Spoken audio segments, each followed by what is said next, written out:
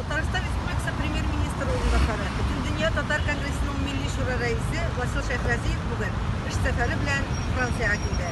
Париж аэропортындагы Россия Федерациясының Франциядагы сәүдә вәкиле Александр Туров һәм Татар оешмасы вәкилләре каршы алды.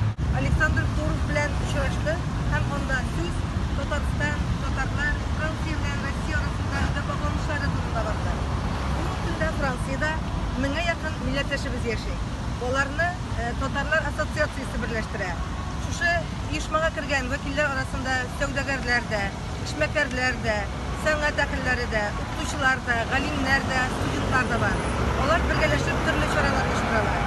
Һәм инде татарлар белән очрашуда да сүз нәкъ менә шушы туган телне саклау, биредә яшәүче татарларның хәл-әхвәлләре, Татарстан белән багланышлар турында сүз барды. Һәм узган Париждагы зур Сабан туе, Татарстан көннәре, күргәзмәләр барсы да татар халкын берләштерә, очраштыра, аралаштыра торган әйберләр. Һәм быел Сабан туйналар июнь айында уздырырга җыеналар. Бергәләшеп бу Сабан туйда катнашырга дип Татарстаннан да кунаклар көтәләр. Парижда татар телендә укытыла. Ул көнчыгыш телләр һәм цивилизацияләрне өйрәнү милли институтында башкарыла.